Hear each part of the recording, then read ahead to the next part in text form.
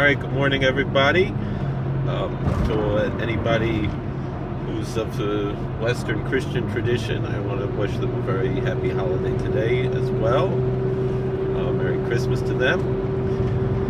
I want to talk about Teshuvah, about repentance, and the power of what Teshuvah is, the power of returning to God, and the beauty of Judaism. I'm very proudly Jewish, not don't try to hide it, but I can live in a pluralistic world, and that's why I feel comfortable to wish to people of other faiths to enjoy their holiday, just like I wish to a Muslim Eid Mubarak and whatever, and not, I don't feel personally that Christians should be persecuted the way that they really are. I do believe there is a war on Christmas and a war on Christianity, and it's wrong. I don't believe in this happy holidays meme, because just because my holiday of Hanukkah comes in close proximity to the Christian holidays of Christmas doesn't mean that they have that much in common. They do have certain things in common, but not that much. Not that much that they should be lumped together in that way either. It's in a way it's kind of offensive on both ends, this happy holidays idea. I think it's much better that we wish Christians Merry Christmas and Jews a happy holiday, happy Hanukkah, and so forth. And people should also be aware that not all Christians celebrate Christmas on January 25th. There's the Eastern churches, they celebrate it 2 weeks later. They follow Julian calendars, so the Gregorian calendar. It's neither here nor there, but it's something that people should be aware of in general. People should be educated about different religions and things to a certain point. I feel that even from a Jewish standpoint, we do have Masechtas Avodah Zarah, where we discuss, the ramifications of our living together with people of other faiths, and even and there in Masechtas Avodah Zarah, it says Masechtas Avodah Zarah of Avraham Avinu had 400 chapters, and ours only has 5.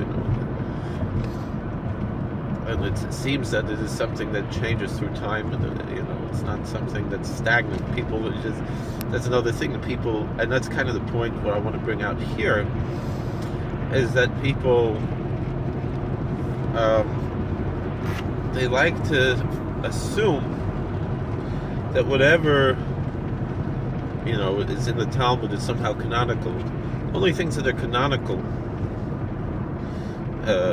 in the Talmud are the halachic rulings of the Sanhedrin, of the Beis Din Hagadol Yerushalayim, of the Great Court of Jerusalem, and of subsequent Sanhedrins, such as there were in Yavna and other places after Musha and Yavna and so forth, and whatever existed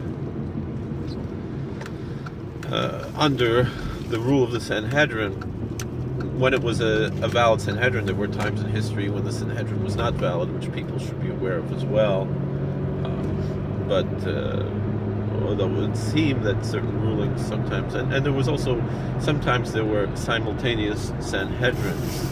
It's another thing that people should be aware of. So the term Sanhedrin, which might appear in the texts of other religions, is not necessarily our Sanhedrin. It might be the Beis Din Shel Kohanim, the priestly court. That's what our sages refer to it, and other things as well. Which was the Sadducee court, was not the rabbinical court. Just something people should be aware of for historical reasons.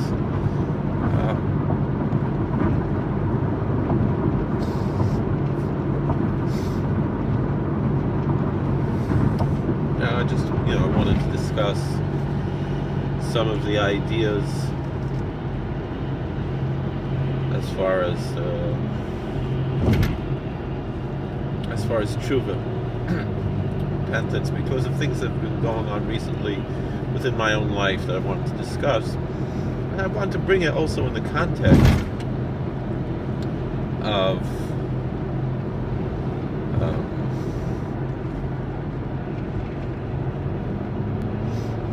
of various things that I want to discuss. Also, Maseches Avodah Zarah. It's an interesting thing.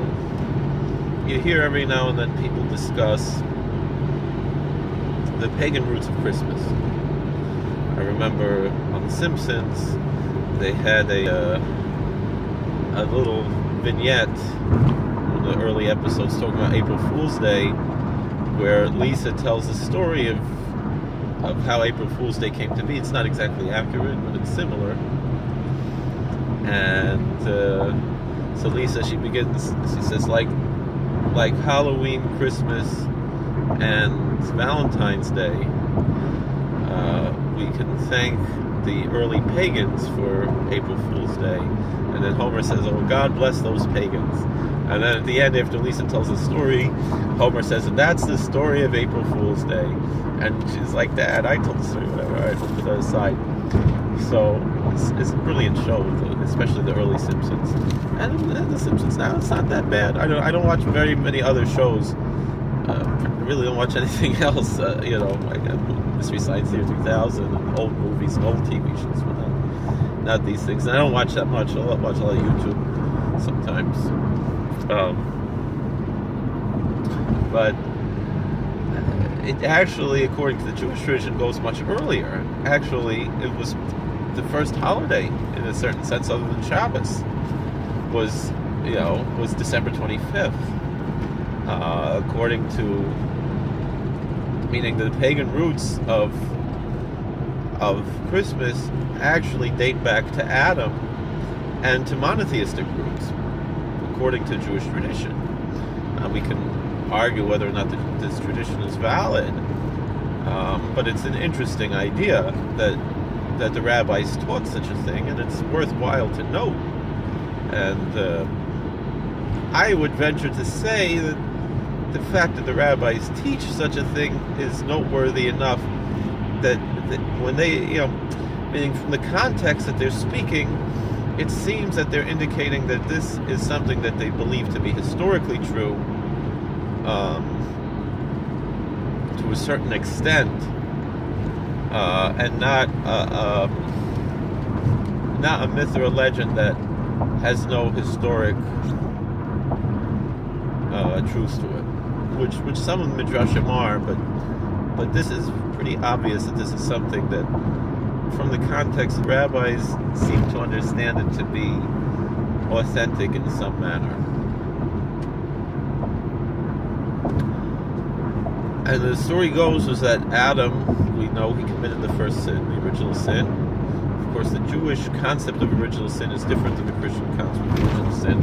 I would venture to say that the basic difference between the Jewish theology of original sin, which is not really a theology, but we'll call it colloquially such, and the Christian theology of original sin, which is a little bit more theological in their context than it is in the Jewish sense, although there is even a certain, by virtue of the actual term theology, there still is a certain aspect of theology in the Jewish approach to original sin as there is to the Christian approaches to original sin, which tend to have a lot more in common. The Jewish approach to original sin is that human beings are now mortal because of original sin. The Christian idea is that they are damned by original sin. And so that's basically the main difference between the Jewish approach and the Christian approach. Although maybe not all Christians believe that, but it's a basic idea of Christian theology, is that human beings are damned by original sin, even if they themselves are sinless.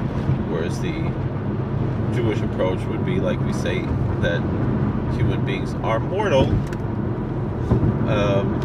on account of original sin, even if they themselves are sinless. And the Talmud actually gives a list of people who were sinless, such as Jesse, the father of David, who only left this world on account of original sin.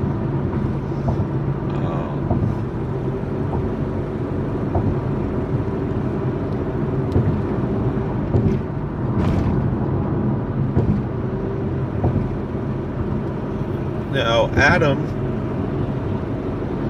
the story goes, he was told that, on the day that you eat from this tree, you will die. And many people ask, well, what does this mean that on the day that you eat from the tree, you will die? He didn't die that day. He lived to be 930 years old, the Bible says. So he didn't die on that. And in a homiletic sense, we turn to Psalm 90, where it says that 1,000 years are like a day. And so we see that Adam died before living to be 1,000 years old. And so that was his dying in that day. But Adam didn't know that. And he saw the days were getting shorter every day, so he just assumed, as in accordance with the idea that he was created in the autumn. He saw the days were getting shorter and shorter, and so he thought, well, this is it. Eventually they're just going to be totally short, just total darkness, and I will die. And the winter solstice came and the days started getting longer, but it's kind of hard to recognize that. But when you get 4 days after the solstice, that is when you can start to notice the days are getting longer. And so he made a holiday to celebrate that God had forgiven him, and created forms of nature of how the seasons go. We could talk a little bit about this as to whether or not this is actually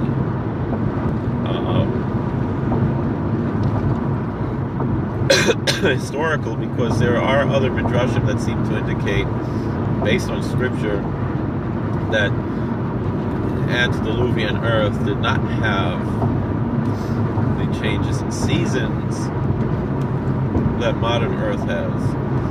From what we read in Genesis, in the Bible, right after the flood, and days and night, and winter and summer and so forth will not, cold and warm and all these things will not end, will not rest.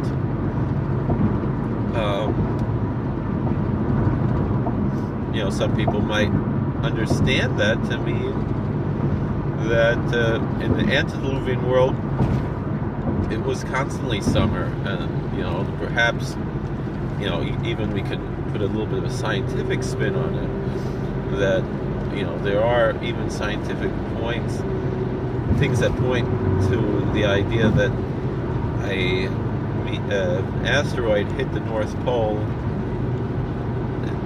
Scientific sources seem to indicate that it happened about 13,000 years ago, which was a tremendous amount of, according to scientific understandings. Obviously, most traditional Jewish sources indicate that the world is less than 6,000 years old, that Adam lived less than 6,000 years old, and the flood happened about 4,000 years ago, a little bit less than 4,000 years ago. And that it was indeed a worldwide flood. There are sources that seem to indicate that 13,000 years ago and 11,000 years ago, from a scientific point of view, that there were worldwide floods, and that these floods most likely and they happened very quickly, they were most likely caused by an asteroid hitting the North Pole, and that it melted the ice in the North Pole and flooded the world. This is not exactly how Scripture understands it, so it's a little bit difficult to understand it that way from a religious point of view. But from a secular point of view, it's interesting, and perhaps the numbers are not exactly right in the secular accounting and so forth. There are various things we could discuss as far as that's concerned, but that could have also been what caused the world to tilt and have seasons, although there are indications that the seasonal changes predated this as well. So there's many different things we could discuss. Historically, and prehistorically, and both from a scientific and a religious context, to discuss these various issues. So, and Teku, we can have all of these as questions. We don't necessarily need to answer these questions right now.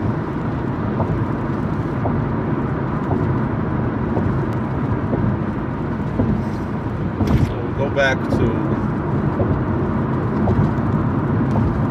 what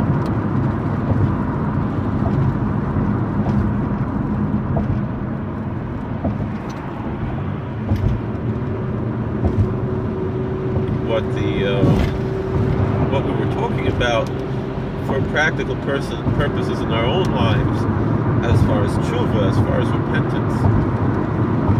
How do we approach this? And certain things that recently I've seen in my own life.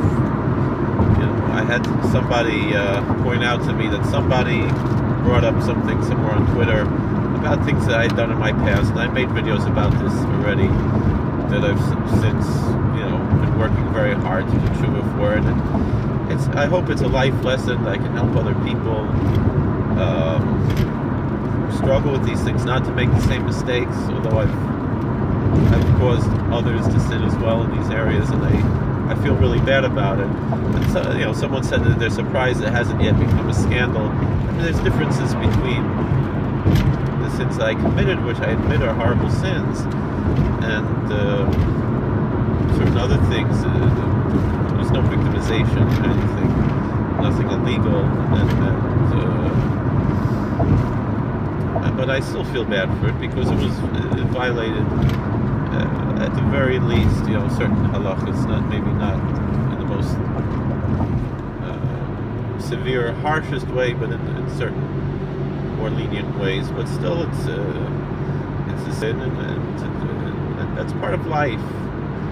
There was a video that got very popular with Moshe Weinberger talking about, a bacher who is learning there in YU and who's struggling with his own past, and he feels that he's not worthwhile to be mashpia to other people. And Moshe Weinberger, he said, no, it's pink for carrot. It's those people who have the most difficulties, who have the biggest, the best aptitude to be mashpiyim, to help others. It's like the story of the. I was reading a story. There was someone, he fell into a hole, and that should be a metaphor for addiction. And the lawyer came by and threw him a law, told him, we're going to sue whoever built this hole. And the priest or a rabbi or a minister, whoever, imam, threw him a Bible or a Quran or a Chumash, whatever, and a hafdil. And the doctor came through him some pills. And then the addict came along and he jumped in. And he said, why'd you do that? He said, because I got out of here and I can show you how to get out. But I have to get in there with you. And so I take full responsibility for the things that I've done in my life, but I don't think that in any way disqualifies me from trying to help others.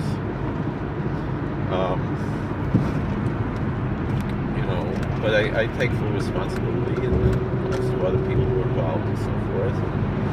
But I don't see it as a scandal. I just see it more as an opportunity to learn from mistakes that have been made. And who knows,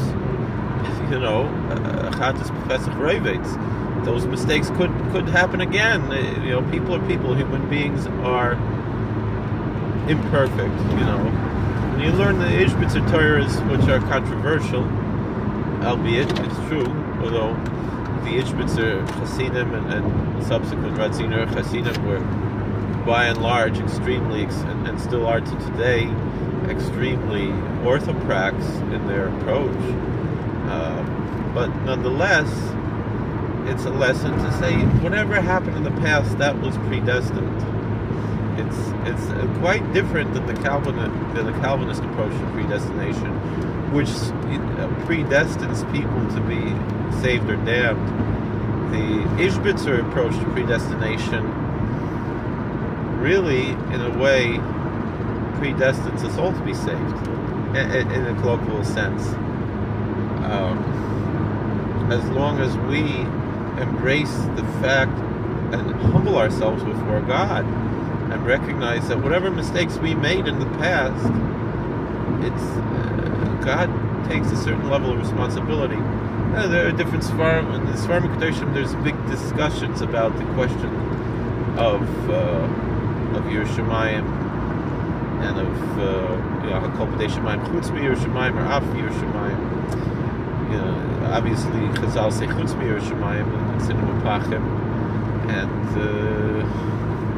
the Ishbitzer seems to say Af Yerushalayim, but there were other tzaddikim who obviously, even in the Chassidish world, who obviously disagreed with it, but they also taught us, Samarov, Chosik Leinu, Al-Kol Yisrael made it very clear that there is a nafkamina between human Bechira Chavshis and animal who lack all Bechira. We do have Bechira, and so that means that sometimes we can even hurt other people, use our Bechira use our free will to hurt other people. And it's a big theological argument. That's a very difficult sugya, and we can discuss it and also leave with a teiku. But it's a very famous tshuva from Samarov to someone who felt bad for his averos, and he said that's why we say every day in Shemana Esrei, every weekday, Chanun Amar B'Lislayach. He said if you don't believe that HaKadosh Baruch Hu is a Chanun Amar B'Lislayach, when you say those words, Baruch Atu Hashem, Chanun Amar B'Lislayach, he's saying a bracha levatala. So we have to believe with our whole heart that God is gracious and abundant in His forgiveness.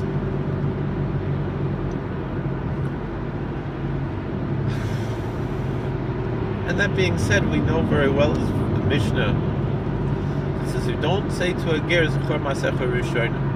You don't go and tell a ger, go remember your earlier deeds, because they might be Choizel L'Surei Chas V'Shalom. I recently, the same day that Shalom Mordechai Rubashkin, Zoltazon Zayin, was released from prison, which, although I feel he did deserve to go to prison for a certain amount of time, but no 27 years. He should have gone.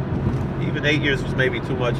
I know a Rav one very close that said it's been a Shemayim, because he said if President Obama pardoned Rubashkin, then maybe Hillary Clinton would have won. I don't really think that's much of a nafkamina, because Hillary Clinton won New York, the one of Shach without Hamish Eden, and New Jersey and California. It's not that big of a frum community in most of these other states. Maybe Florida she could have won. Did Trump win Florida or Hillary win Florida? I don't even remember.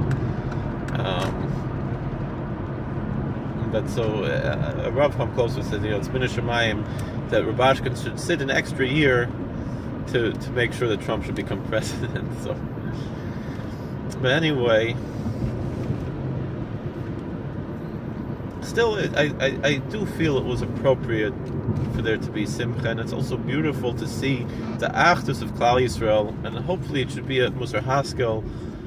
There are many very fine Lubavitch Chassidim, but there is a certain culture among Lubavitch to have a certain air of arrogance over other Orthodox groups,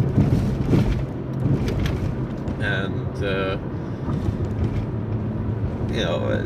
they'll even be disrespectful to many of the Gedolei Yisrael and so forth, and so and so's a snag and this and that. These are the type of terminology they sometimes use, but they see how everybody. We didn't care that Mr. Rubashkin was a Lubavitcher.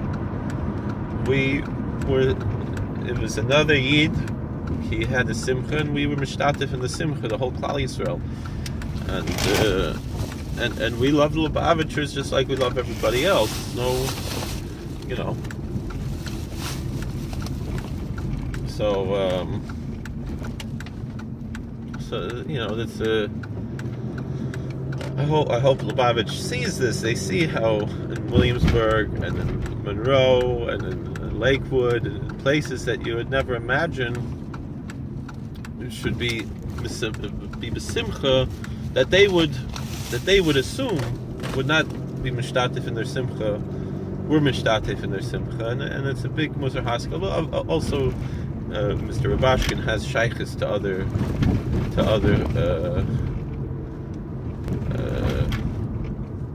chetzeros as well. So it's a tremendous chashiva. So, and his taka, it is even though yes, it's true, he probably deserved certain things that he got, but it's not for us to judge other people. But he certainly didn't deserve 27 years. That's for sure not. And apparently he did a big teshuvah also. But on that same day, which was removed a tremendous Inay Hadin,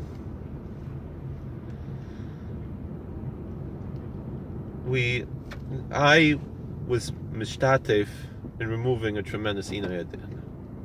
I remember talking to Rabbi Yehuda Zakatinsky 12 years ago, 13 years ago, about someone who was having a hard time with the Geirus, someone who was frum and everything, and they said, that's Inay Hadin, that's a miscarriage of justice, to deny a frum person to be Megayer. And here, I sat on a Bezdin for Chas and Kala, a couple, they were married, and they were Megayer together, and the Chosin was learning for 7 years, and he was frum and a Talmud Chacham, and he is frum and a Talmud Chacham, and to be in a limbo state like that, waiting to be Megayer, and his Kala, Zdach Erger, she was 25 years, maybe more, almost 30 years, 25 years about, that she was trying to be Megayer. She wanted an Orthodox gear. She first went to Reform back then, and the same thing for both of them. This removed a tremendous Inay Hadin, and I feel that that's chus of removing that Inay Hadin, that the Inay Hadin of Rabashkin was removed the same day, and yet people on the internet feel like they have to badmouth Rabashkin, they have to badmouth this Chassan Kala, they have to badmouth me. They have to badmouth all kinds and me, I probably deserve it too. And I probably deserve to be punished in tremendous ways, but I believe that Kadosh Baruch Hu is Chanan Amar B'Sloach. And I've suffered in my life, but I'm Mekabel with Simcha. I try to be Mekabel with Simcha. I've lost jobs and so forth, I've had, it's not an excuse, but it's part of the human condition. Sin is part of the human condition. But I've said many times before, Shavisi Hashem lo negdi samid, v'chatosi lo negdi samid. There's a tushtel between them, and it's kedai. If you want to have Shavisi Hashem lo negdi samid, part of the key to having that is v'chatosi lo negdi samid. If you don't forget that you're a choite, that you are indeed a sinner,